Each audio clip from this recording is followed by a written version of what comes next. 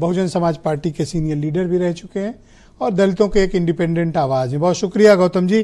क्या बाबा साहब की तुलना भगवान से की जा सकती है? देखिए, हमारे देश के गृह मंत्री जी को पहले तो ये सोचना चाहिए कि अंबेडकर से फैशन से क्यों शब्द जोड़ा गया।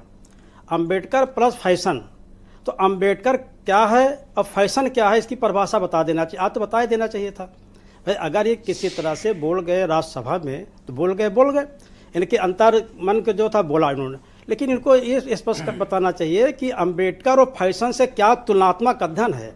अंबेडकर और फैशन क्या है, फैशन क्या चीज़ आप भी जानते, पूरा दुनिया जानती है फैशन क्या है, और अंबेडकर क्या है पूरा संसार जानता है।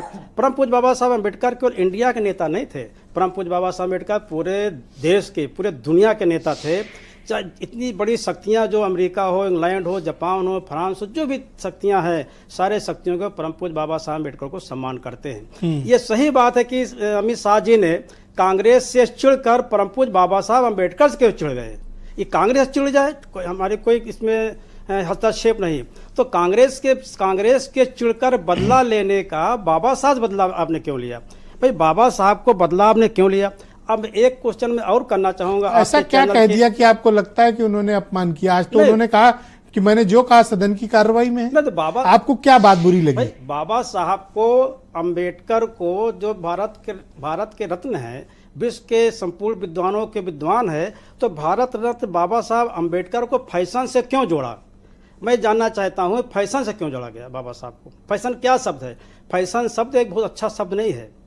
फैशन शब्द एक बहुत इनके आपको फैशन शब्द पे आपत्ति? हाँ, नहीं, फैशन और बाबा साहब से फैशन से क्यों जोड़ा? अब एक चीज और मैं क्वेश्चन करना चाहूँगा आपके चैनल के माध्यम से, भारत समाचार के माध्यम से। आपने जो ये आज का डिबेट रखा है ये बहुत संवेदनशील है। आपको मैं धन्यवाद देना चाहूँगा अपने ओर से, अपने समाज की ओर से, अपने देशवासियों प्रदेश की ओर से। मैं ये जानना चाहता हूँ कि जो अमित शाह जी ने बोला है अंबेडकर एक फैशन है, अगर आप इतना बार बोलते भगवान नाम लेते तो आपको 7 जन्मों तक आपको स्वर्ग मिलता। मैं जानना चाहता हूँ कि ये अमित शाह के भगवान कौन है? अमित शाह के भगवान कौन है हमको बता भगवान श्री राम।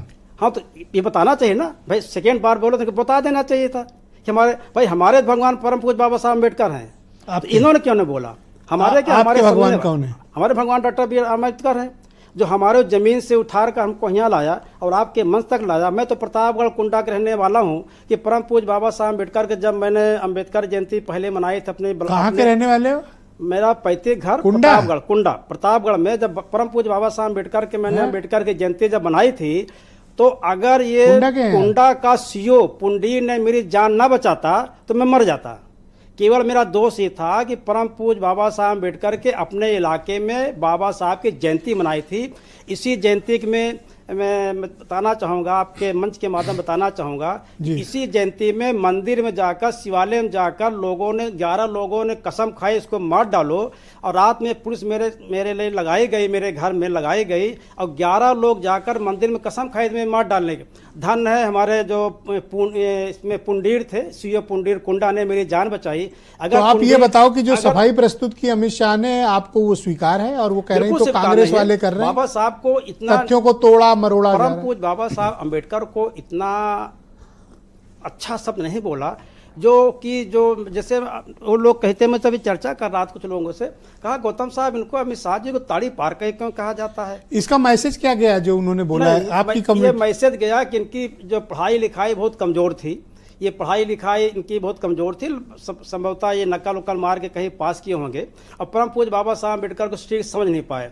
परम पूज्य बाबा साहब अम्बेडकर को अगर समझ जाते तो यहाँ के जो प्रथम राष्ट्रपति हमारे जो राष्ट्रपति हैं, जो महामहिम है, जिसको देश का लोग मानते हैं, जानते, हम भी मानते, अगर परम पूज्य बाबा साहब अम्बेडकर ना होते तो हमारी वर्तमान की आदिवासी समाज की महिला राष्ट्रपति नहीं बनती। थैंक यू सर, बहुत शुक्रिया आपका, बहुत बहुत धन्यवाद। मैं नीलू रंजन जी को